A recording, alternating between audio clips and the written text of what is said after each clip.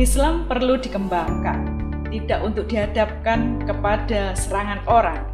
Kebenaran Allah tidak akan berkurang sedikit pun dengan adanya keraguan orang. Maka ia pun tentram, tidak lagi merasa bersalah berdiam diri. Tuhan tidak perlu dibela, walaupun juga tidak menolak untuk dibela. Berarti atau tidaknya pembelaan akan kita lihat dalam perkembangan di masa depan. Kalimat itu ditulis oleh mendiang Presiden RI ke-6 Kiai Haji Abdurrahman Wahid yang akrab disapa Gus Dur, dalam sebuah artikel yang berjudul Tuhan Tidak Perlu Dibela dan diterbitkan oleh majalah Tempo edisi 28 Juni 1982. Tulisan itu menuai kritik, kontroversi maupun perdebatan di kalangan umat beragama di Indonesia, baik yang pro maupun yang kontra atas tulisan itu. Selamat berjumpa kembali di kanal Kutunggu di Pojok Ngasem, sebuah kanal podcast yang mencoba untuk memperbincangkan seputar permasalahan yang ada di sekitar kita dalam obrolan santai. Sepanjang peradaban manusia, humanisme dalam bingkai manusia kemanusiaan tidak sekedar seksi untuk diperbincangkan, namun lebih dari itu. Simak obrolan berikut ini bersama Peggy, Kutunggu di Pojok Ngasem.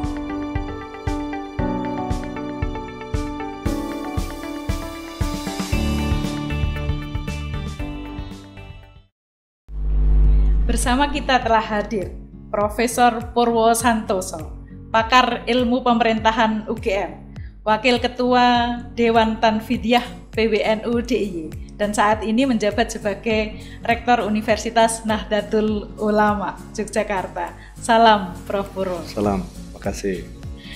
Politik keilmuan diperlukan karena ilmu pengetahuan adalah alat kekuasaan.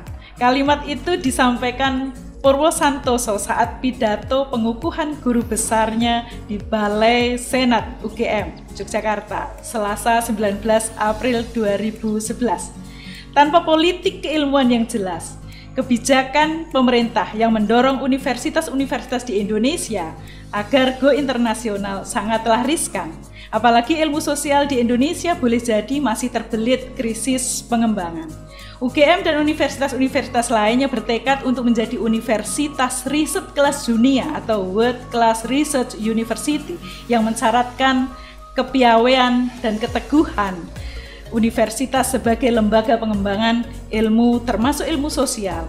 Namun persyaratan ini semakin terabaikan karena derasnya arus industrialisasi pendidikan.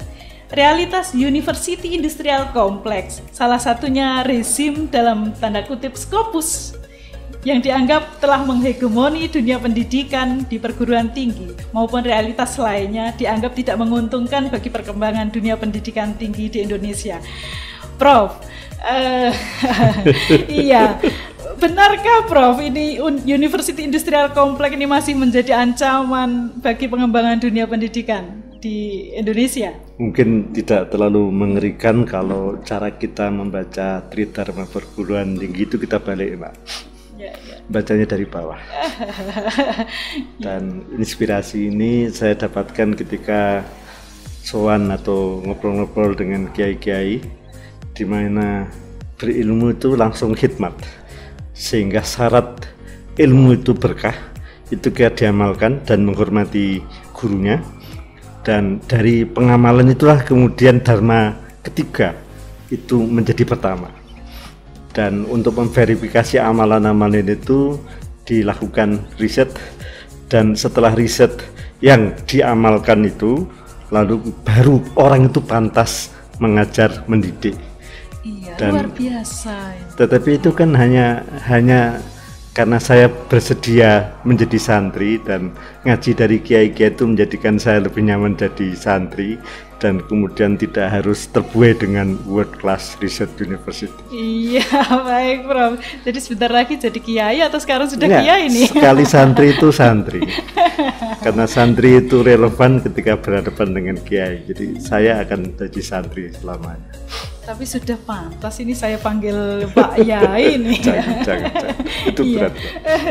Ini Prof, kondisi COVID ini ya yang sudah melanda dunia sejak kalau di Indonesia dirasakan sejak bulan Maret sampai hari ini.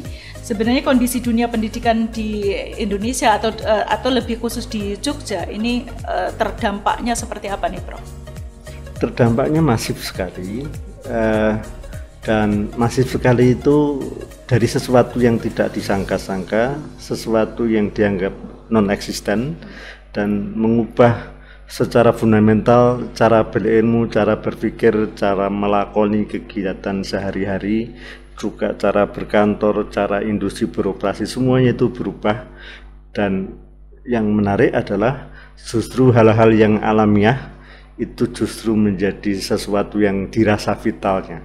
Jadi justru ketika kita tidak bepergian, mengurangi penggunaan kendaraan, lalu langitnya menjadi lebih jernih dan kita lebih segar bisa menikmati hidup, dan waktu kita menjadi lebih bisa dinikmati bersama keluarga dan seterusnya.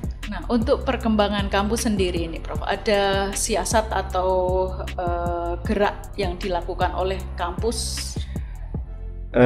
Ada 2 kampus yang saya terafiliasi ya. Yang pertama kampus UGM, yang seringkali secara berkelakar saya sebut sebagai Mbok Tuo. Dan kampusnya NU, Universitas Natu itu Mbok Nom yang lebih baru, dan cara meresponnya beda, atau tantangannya itu beda. Kalau di UGM respon cepat itu hanya bisa dilakukan secara lambat, dan di UNU karena tidak ada beban sejarah dan memang dari awal kita memang sedang mengejut untuk masuk dunia digital dan seterusnya, maka COVID ini menjadi blessing in disguise. Justru pengen cepet-cepet kok malah dikon kira-kira. Jadi ada syukurnya. Dan karena santri itu terbiasa hidup sederhana, hidup apa adanya, jadi ya, tidak ada shock yang berlebihan. Iya.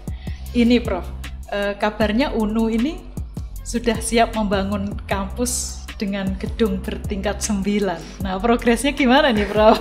Ya, kita berikhtiar supaya niat besar untuk berkhidmat kepada jamaah itu dapat dukungan dari pemerintah, dan kalaulah kita membangun gedung itu kan sebenarnya minta dibangunkan oleh negara atau oleh pemerintah karena kita berjanji ikut melayani, ikut mengembangkan sebagai simpul jamaah, dan kalau kita bisa bergerak cepat dan menggandeng jamaah yang lebih luas lagi, kita bisa ikut dodolan Islam aswaja ke luar negeri, dan kepentingan untuk bisa menawarkan Islam Indonesia rahmatan lil alamin ke dunia internasional itu secepatnya kita bisa lakukan.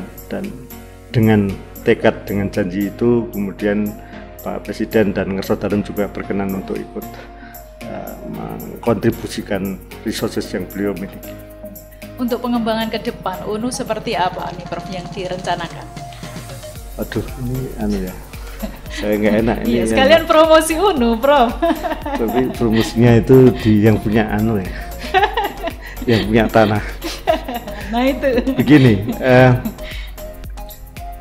ada kebanggaan jamaah yang kita ingin rangkai, dan Jogja itu kan pusat pendidikan, dan bagaimanapun juga tetap dipandang oleh para kiai sebagai simpulnya orang-orang terdidik.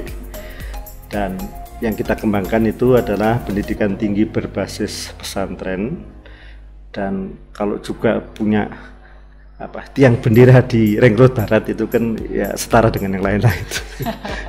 Jadi di 9 lantai itu sebenarnya adalah simbolisasi dari Wali Songo, dan komitmen kewalian, komitmen khidmah dan seterusnya itulah yang kita ingin jadikan ciri, sehingga ya kalau masuk ke UNU itu tidak sekedar lembaganya milik NU, tetapi ke-NU-an itu otomatis tercakup.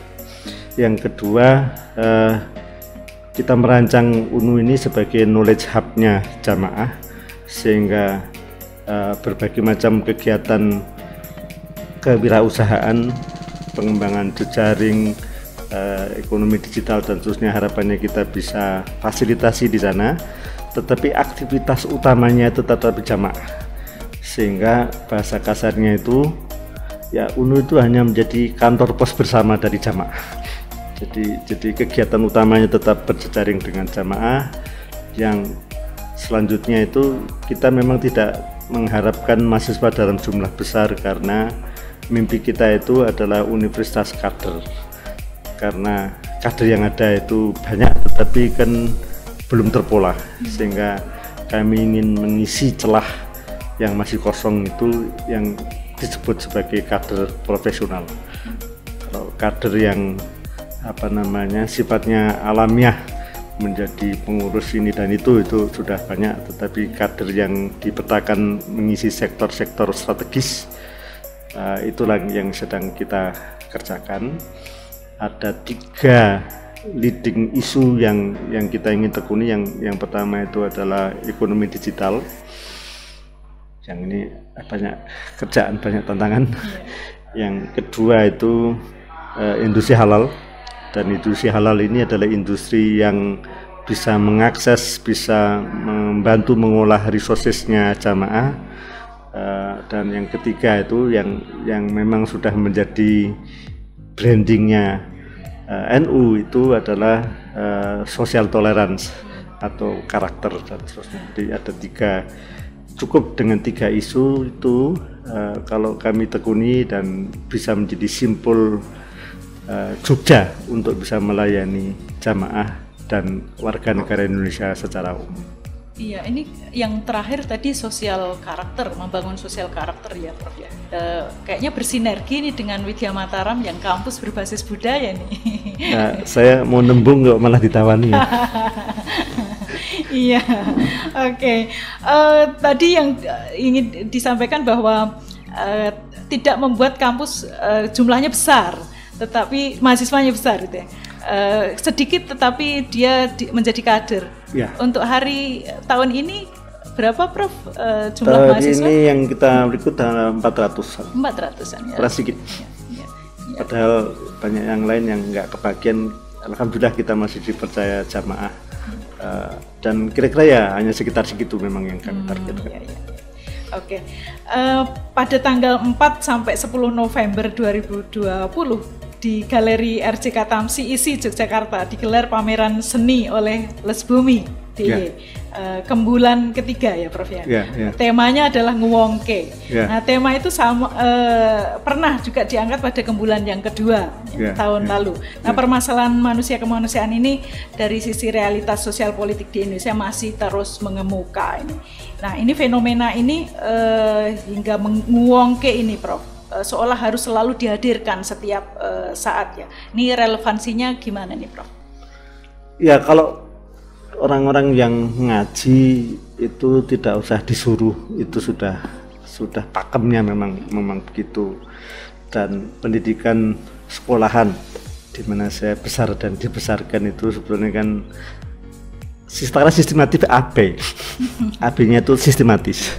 Sehingga kemudian teman-teman Lesbumi itu kemudian ya hanya menekuni itu saja, dan menurut saya justru karena Lesbumi itu simpul NU untuk kebudayaan dan kesenian, maka merebut hati, mengajak untuk nguwong-nguwong dengan sentuhan seni itu sangat-sangat tepat.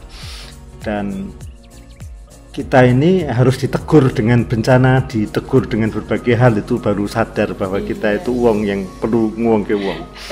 Dan untuk itu justru kita yang di ilmu-ilmu sosial humaniora ini saya kira punya kewajiban besar untuk itu. Dan tantangannya itu dalam banyak itu metodologis, cara kita berilmu politik keilmuan yang dijadikan kalimat pembukanya Mbak Puji itu yang menjadi kunci. Jadi politik keilmuan yang ada itu ilmuwan yang netral, yang steril, dan itulah yang saya maksudkan, sterilisasi ilmuwan dari realitas sosial itu kemudian tidak mungkin wong karena yang lain itu hanya benda, hanya objek yang ditaklukkan oleh subjek, yang uang itu hanya dirinya sendiri. Relasi sosial itu bukan uang yang untuk serawung, dan oleh karena itu maka dalam cara kita menekuni ilmu sosial, usul saya ilmu sosial itu adalah ilmu tentang kekitaan kita. Jadi nguwong itu ada dalam cara kita berpikir, dan justru kalau kita belajar di pondok-pondok pesantren itu nggak usah ada judulnya nguwong ya wis gitu. Betul, ya Prof. Jadi tadi seni ini lebih membuat orang menjadi lebih humanis ya Prof ya. Asumsinya begitu. Asumsinya begitu. Ya. Nah, ini relasi ini Prof yang ingin saya tanyakan nih. Bagaimana sih sebenarnya relasi antar manusia di Indonesia ini dalam realitas sosial politik yang ada untuk perkembangan saat ini? Justru karena politik keilmuan kita itu berpretensi netral. Ilmiah itu artinya tidak ada emosinya. Ilmiah itu orang lain itu dianggap tidak berperasaan. Orang diperlakukan sebagai objek, itulah yang normal. Maka kemudian sentuhan kemanusiaan itu tidak ada. Misalnya begini, kita bicara tentang kewarganegaraan, mata kuliah kewarganegaraan. Karena kewarganegaraan itu hanyalah alokasi jam, alokasi SKS untuk dibuang bersama-sama. Dosen merasa sudah sah karena sudah menghilangkan jam bertugas, mahasiswa itu juga sudah merasa sah karena sudah melampaui SKS itu dengan baik, tidak menjadi warga negara yang baik, tidak ada jejaknya telah nguwongke uang, itu tidak ada kesalahan bagi yang dirasakan dosen maupun mahasiswa. Dan di sini ada pelacuran kemanusiaan oleh kelas-kelas di universitas. Pelacuran kemanusiaan karena tidak sadar bahwa tugas negara yang diamanatkan kepada rektor di setiap perguruan tinggi, mata kuliah universitas, mata kuliah MKDU itu hanya sekedar dibuang begitu saja. Padahal tanggung jawabnya adalah memanusiakan manusia, itu adalah sila kemanusiaan.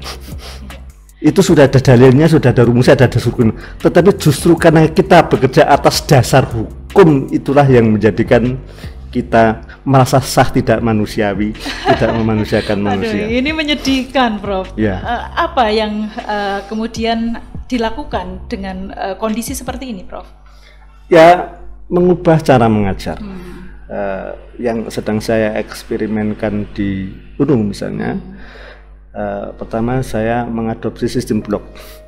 Dengan sistem blok untuk semua prodi, itu lalu kemudian judul mata kuliah itu harus kami sembunyikan, ya, dan kemudian dengan mata kuliah yang disembunyikan judul-judulnya itu, lalu yang penting itu ada kompetensi di akhir semester yang kami verifikasi dengan evaluasi, sehingga kompetensi dari semua mata kuliah wajib itu kita bikin list, kita bikin checklist, dan kalau itu sudah dijalani, diikhtiarkan, dan kemudian salah satunya adalah lebih nguwong ke wong karena ada mata kuliah Pancasila itu kemanusiaan, sehingga nguwong ke wong itu jejaknya mana, kemudian karyanya menunjukkan itu apa tidak, dan kemudian refleksinya dari upayanya untuk menguwong ke wong itu seperti apa, sehingga akhir semester itu bukan masa penganiayaan tapi masa merayakan. Oke, aku sudah mencoba menjadi warga negara yang baik, lalu karyaku ini terserah mau dinilai apa, karena yang dinilai itu kan perubahan kemanusiaannya, bukan alokasi waktu yang telah dibuang dan kemudian dapat nilai itu kan sebenarnya kan kemanusiaannya. Betul. Bukan nilai itu ABC-nya. Nah, disitulah kemudian pendidikan karakter itu menjadi penting, dan alhamdulillah Menteri Nadiem ngajak ke situ dengan Merdeka Belajar dan tentunya. Jadi nggak ada perintah Merdeka Belajar, kami sudah memerdekakan diri, tapi cara memerdekakan diri adalah justru ngaji ke kiai-kiai, sehingga kelas itu kemudian aromanya itu, ronanya itu ngaji. Itulah yang saya maksud dengan pendidikan tinggi berbasis pesantren. Iya, mata kuliah yang disembunyikan apa tuh Prof? MKDU yang diwajibkan oleh pemerintah kah? Ya, karena yang penting itu kan ketika dievaluasi itu kan manifest dalam lelakonnya. Nah, mata kuliah agama kan harus dilakoni. Yang lakoni tubuh yang sama dengan mata kuliah kewarganegaraan. Lalu kemudian ada Pancasila. Lalu bahasa itu untuk dilakoni, untuk berkomunikasi.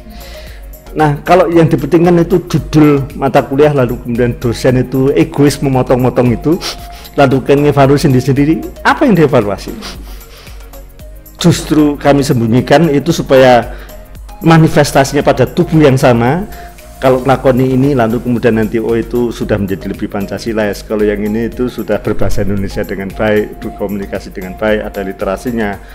Lalu kalau yang itu artinya dia beragama dengan cara memanusiakan manusia dan seterusnya, sehingga mata kuliah yang tadinya dipotong-potong itu justru kami sempurnakan dengan dilebur, tapi untuk dijadikan merasuk ke dalam perilaku seseorang. Dan secara hukum itu boleh karena ada jembatannya namanya sistem blok. Lalu secara metodologis saya bisa membuat kisi-kisi evaluasi, dan kemudian secara filosofi pendidikan saya menerapkan outcome based learning, pendidikan berbasis manfaat, bukan pendidikan berbasis kepatuhan pada dosen dan textbook. Bagus Prof. Ini jadi menarik ini. Blok dengan SKS sangat berbeda ya Prof ya? Ya, hanya berbeda dari kesanggupan untuk melampaui ego dosen. Jadi kalau tadi misalnya dengan SKS, lalu kan alokasi waktu yang penting, dan kemudian alokasi waktu itu kaitannya dengan jadwal. Lalu terlepas dari apapun yang dilakukan, kompetensinya itu apa? Kalau kompetensinya overlap satu sama lain, lakoni itu kan sama. Sekali tindakan itu ngelakoni agama, ngelakoni Pancasila, ngelakoni warganegaraan dan seterusnya. Sehingga kalau ngelakoni itu justru ketika dilakukan itu kemudian punya nilai banyak, ya kemudian intensitas kualitasnya bisa kita tingkatkan, dan justru outcome-nya bisa kita giring secara lebih seksama, dan belajar tidak harus menyengsarakan karena justru bisa di-enjoy. Jadi iya betul Prof. Belajar itu untuk memerdekakan ya. Ya, betul. Nah, ini Prof yang menjadi permasalahan adalah ketika mata kuliah wajib yang harus itu adalah kurikulum nasional, ketika itu disembunyikan, bagaimana penulisannya pada transkrip nantinya yang itu harus ada, gimana itu Prof? Jadi kepada teman-teman asesor akreditasi justru kami beberkan, ini ada tabel konversinya, sehingga yang tidak paham ini pahami tabelnya dulu.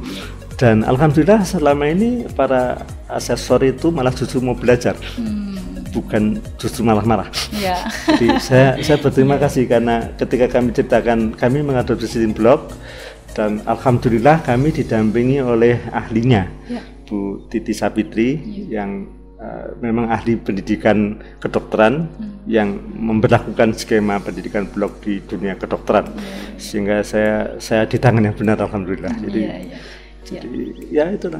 Ya, semoga nanti kita bisa mengikuti juga ini Prof, karena permasalahan untuk mata kuliah 4 yang wajib itu kurikulum nasional ini juga menjadi permasalahan untuk kita semua, saya kira gitu ya. Orang sudah berwarga negara, sudah Pancasilais, saya kira sudah beragama, sudah bisa berbahasa Indonesia, kenapa wajib mengikuti itu? Ya makanya kita bisa lakukan secara lebih useful ya, misalnya bahasa. Bahasa itu kan ada aspek literasi.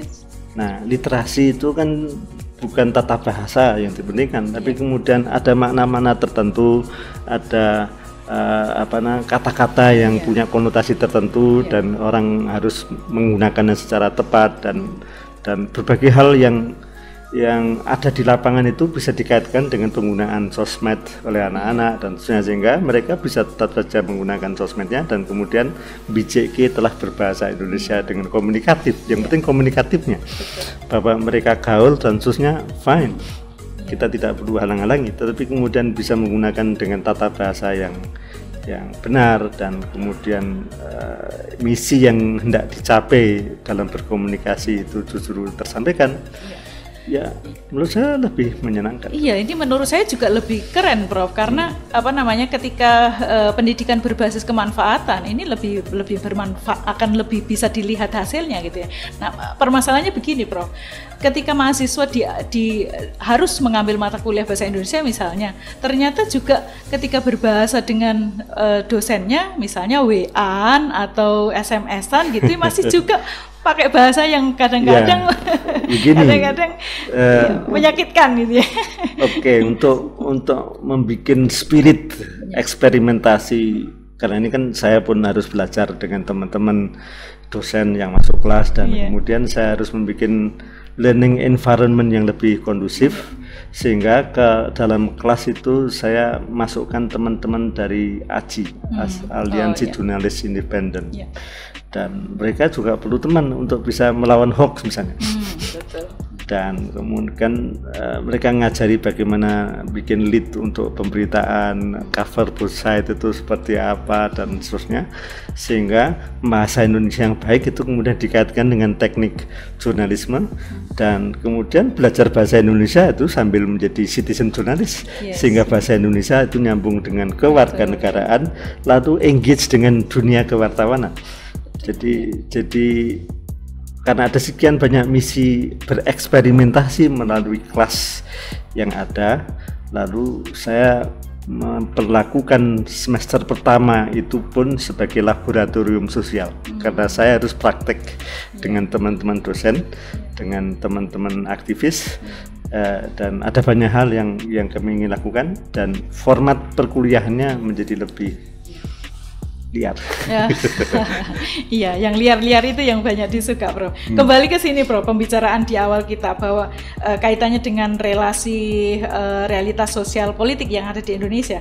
Sebenarnya bagaimana sih etika politik yang dijalankan oleh parpol, oleh politisi untuk meraih dukungan gitu ya di kasusnya misalnya pilkada dan sebagainya.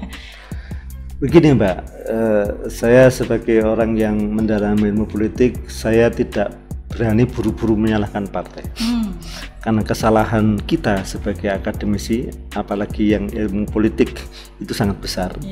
Karena kita yang belajar ilmu politik itu ngajak loncat terlalu jauh ketika mengagendakan demokratisasi. Demokratisasi itu syaratnya adalah ada warga negara yang kompeten.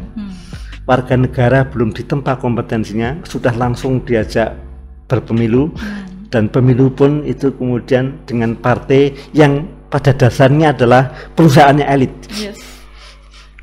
Dan ketika itu terjadi hal-hal yang ideal yang kita bayangkan itu menjadi tidak realistis, kita tuntut karena sudah salah kejadian. Dan rekonstruksi tentang teori demokratisasi harus dilakukan justru dengan praktek di lapangan, sehingga kalau kita hakimi masyarakat dengan lensa etik, itu kita yang tidak adil. Karena kita memaksakan lensa dari textbook untuk membaca realita, padahal realita di lapangan itu sudah ditata dengan pengalaman hidup mereka, dan pengalaman hidup mereka itu tidak tergapai hal-hal yang ideal yang kita punya. Sehingga kalau memang tidak realistis ya silakan sendiri Mas dosen, silakan Anda bermimpi, tapi yang realistis adalah Iya. Nah, ini kaitannya dengan pertarungan politik ini, Prof. Sebenarnya sejauh mana sih parpol, politisi menempatkan humanisme ini dalam strategi mereka untuk memenangkan pertarungan? Mereka humanis dengan caranya sendiri. Jadi begini, orang dituntut setia, dituntut setia, kan ada imbal jasa. Kalau dia itu memang tidak pernah bermanfaat kepada masyarakat dan kemudian ingin diperhatikan, ya pantaslah rakyat itu minta dibayar. Justru karena masyarakat itu sadar hak pilihnya itu punya signifikansi, saya kira sangat logis, sangat manusiawi kalau dia minta harga. Nah, salahnya adalah partai-partai politik ini telah memberikan kepercayaan kepada orang-orang yang telah belum teruji manfaat Iya, iya. Sehingga kalau masyarakat itu kemudian jual mahal, masyarakat sangat logis. Disitulah terjadi transaksi ya, Prof ya. Ya, tetapi transaksi itu kan khilafnya banyak hal.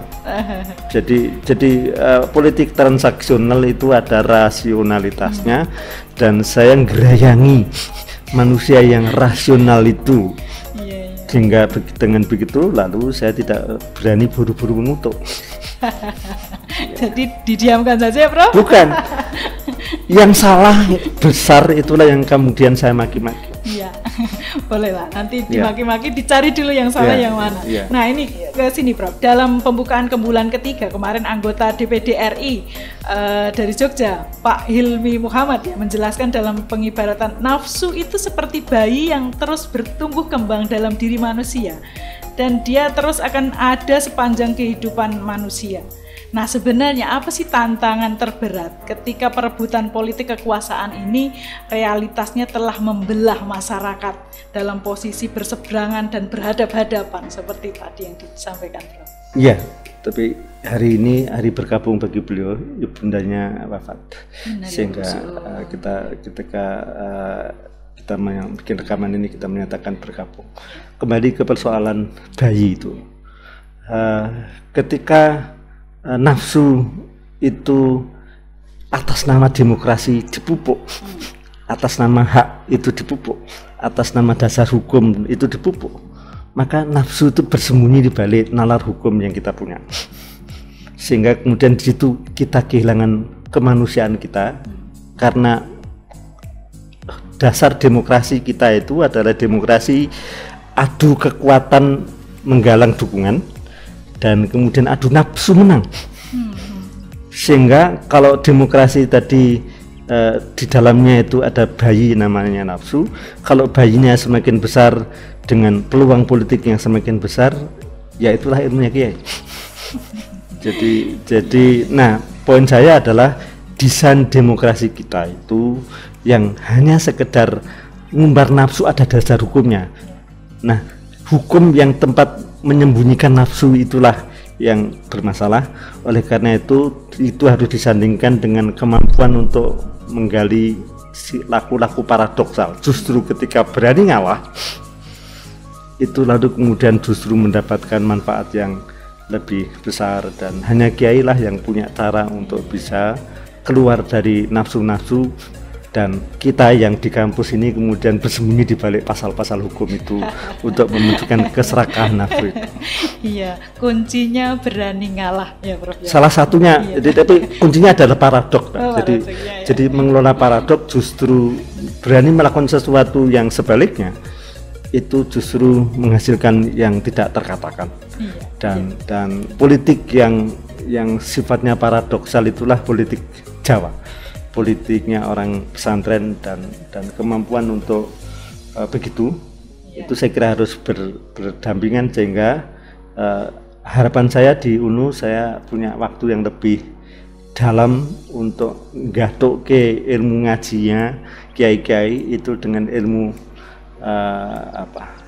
ilmu rasionalitas seperti itu, sehingga kalau demokrasi itu tanpa ilmunya orang ngaji, lalu yang ada itu adalah nafsu untuk berbungkus badan hukum, berbungkus pasal-pasal undang-undang, berbungkus hak dan seterusnya, dan kemudian kita terjebak di dalam perburuan dan pemeliharaan nafsu sambil kita merasa menjadi orang hebat yang sebetulnya juga loser. Iya, baik Prof. Ini sekedar saya menginformasikan, dari tadi saya menyebut kembulan gitu ya. Kembulan atau dahar kembul adalah tradisi makan bersama di atas daun pisang. Tradisi ini hampir ada di semua daerah di Indonesia. Tradisi Sunda menyebut dengan botram. Sampai hari ini tradisi itu masih dilakukan di pondok pesantren salaf atau tradisional. Di beberapa ponpes juga istilahnya mungkin beda di mana-mana gitu ya. Misalnya di Rembang. Di Rembang menggunakan istilah liwetan, Prof. Jadi gembulan atau liwetan itu dilakukan di malam hari setelah melakukan ngaji atau kajian bersama atau namanya burdahan gitu ya. Biasanya lurah pondok itu atau bahkan kiai mengajak santri untuk masak bersama dengan seluruh sumber daya yang ada. Beras dikumpulkan, tahu, tempe, bumbu, ikan asin gitu ya. Kemudian juga yang menjadi satu ciri khasnya adalah terong yang dibakar sampai gosong gitu ya. Biasanya itu. Nah, Kembulan atau liwetan ini tidak sekadar berkumpul saja dan makan bersama, karena ada di situ ada kesempatan untuk tidak jarang kiai memberikan nasihat, memberikan petuah kepada santrinya yang secara langsung tersurat atau nasihat-nasihat yang itu tersirat yang disampaikan saat Kembulan atau liwetan. Nah, di awal tadi Prof, podcast selalu memberikan pembuka penanda edisi podcast ini dengan tadi yang saya sampaikan tentang Gus Dur, tulisannya Tuhan tidak perlu dibela. Bagaimana ini Prof? Ya, Tuhan menjadi Tuhan ya justru nggak perlu dibela. Nah, justru definisi Tuhan sejak awal itu, dan yang pura-pura menjadi pembela Tuhan itu ingin mengeksploitasi Tuhan. Ya. Iya betul ya. Jadi tapi untuk kondisi di Indonesia, kehidupan keberagamaan ini apakah sudah sampai tingkat mengkhawatirkan, Prof? Sehingga Tuhan harus dibela, ini yang disampaikan. Ini kan sesat pikir yang harus diluruskan, dan disitulah makna politik pengetahuan yang saya maksud dan dijadikan pembuka dari sesi ini. Jadi pengetahuan yang tidak dicerna dengan baik lalu kemudian justru menjadikan penyesatan, dan iliterasi masyarakat dalam agama itu dengan mudah dieksploitasi oleh pedagang politik yang di sini memperdagangkan Tuhan. Iya. Dan yang menjadi khawatir itu kan karena orang-orang yang justru harus dicerahkan itu kemudian dimangsa oleh pedagang politik itu. Ini ngeri ya, ada pedagang yang saling memangsa ini. Nah ini Prof, kaitannya dengan kita duduk di sini hari ini di belakang Prof, di belakang saya ini ada pameran tunggal satu karya ini Prof. Ini iya, kebetulan ini dari pondok juga Prof yang pameran ini namanya Anwar Musadat. Jadi dia presentasi karya ini di ruang podcast ini yang sebenarnya kita sudah memberikan untuk penjadwalan ini Prof, untuk para seniman ini sudah sampai tahun 2021, nanti sampai bulan Juli ini sudah terjadwal. Kebetulan ini yang pameran tunggal satu karya yang ketiga, ini karyanya Anwar Musadat dengan judul yang sebelah ini adalah Stay at Home. Yang yang di belakang saya ini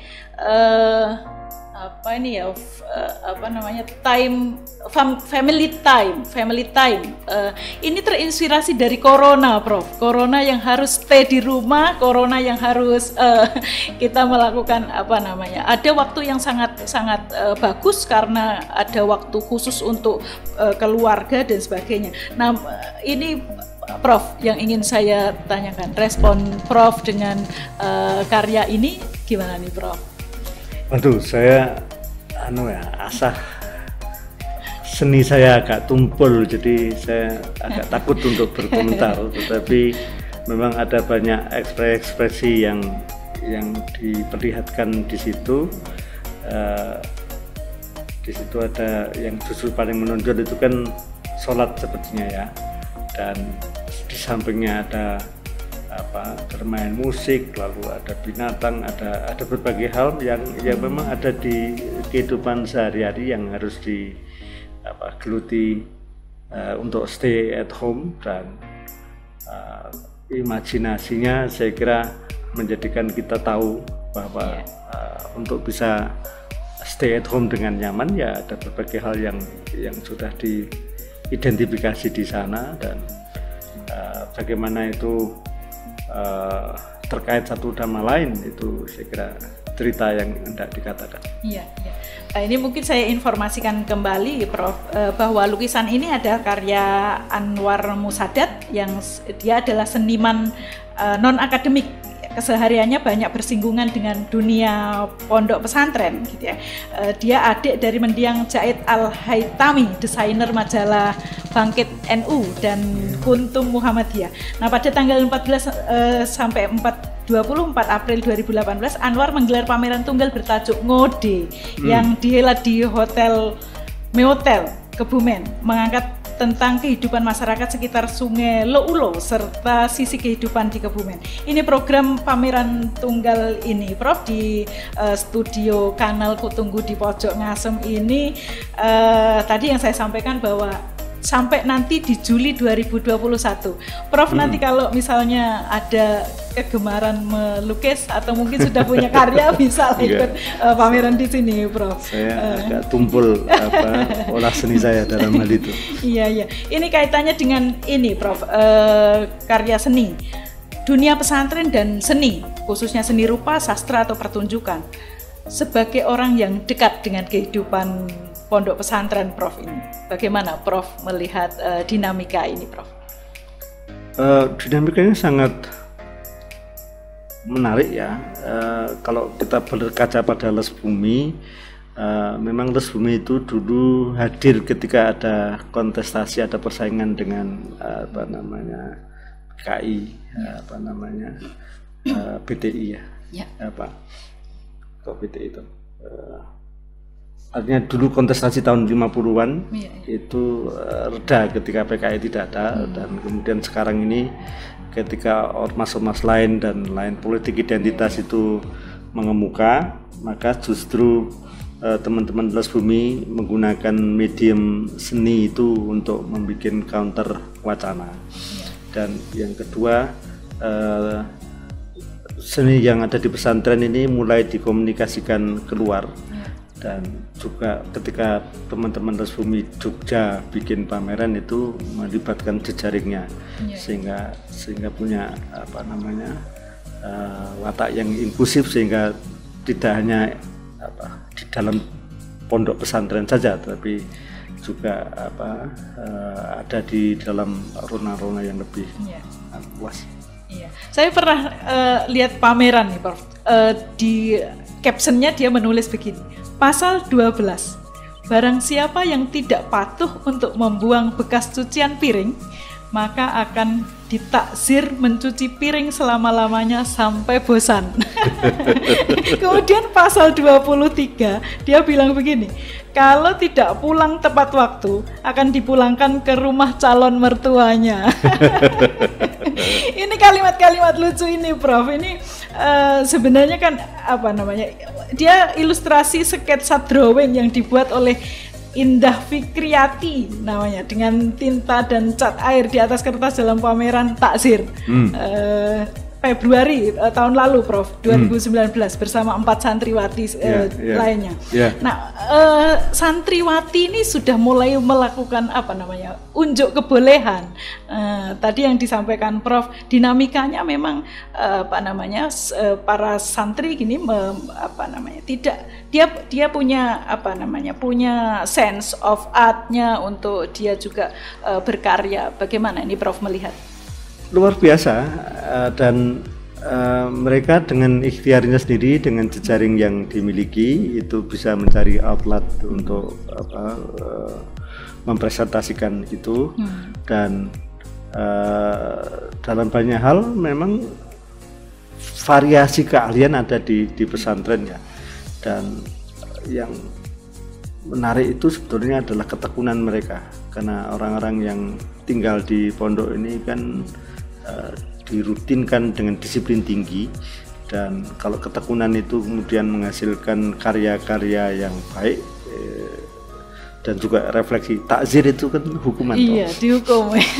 dan bagaimana dia justru bercanda dengan hukum-hukum itu kan artinya ada joy di situ, dan ya itu sesuatu yang dicitrakan mengerikan, itu kan sebenarnya bagian dari pendisiplinan yang dinikmati gitu. Jadi ada yang lucu-lucu di balik sesuatu yang terkesan mengerikan. Jadi ini kan olah rasa yang luar biasa. Betul, takzir yang akhirnya menjadi lebih humanis gitu ya, Bro, karena lucu-lucu tadi. Ini sebelum berakhir nih, Prof, closing statement Prof Purwo untuk tema kita, humanisme ngewongke praktek intoleransi yang masih merebak di Indonesia maupun di dunia. justru situasi krisis yang dipicu oleh barang yang sepele, tapi kemudian mengubah cara pikir secara radikal inilah yang menurut saya nasihat bagi kita untuk menjadi manusia justru karena sesuatu yang kecil, sesuatu yang tidak terlihat. Yang kedua, yang tidak terlihat itu kan lebih imajinatif, bisa kita bayangkan ada relasi sosial yang jauh, ada modal sosial yang kita harus tanam, kita pelihara dan seterusnya. Dan dengan begitu sebetulnya memanusiakan manusia itu juga membuat diri kita menjadi lebih nyaman hidup di muka bumi ini, dan tidak perlu membanggakan telah menjadi manusiawi, karena toh juga kita altruistik untuk bisa menikmati kemanusiaan kita. Ya, terima kasih banyak Prof. Sama-sama. Iya. Nah, ini statement terakhir bahwa manusia dan kemanusiaan tidak datang dengan tiba-tiba. Ia harus dibangun dalam kesadaran bersama atas nilai-nilai kemanusiaan atau kehidupan itu sendiri.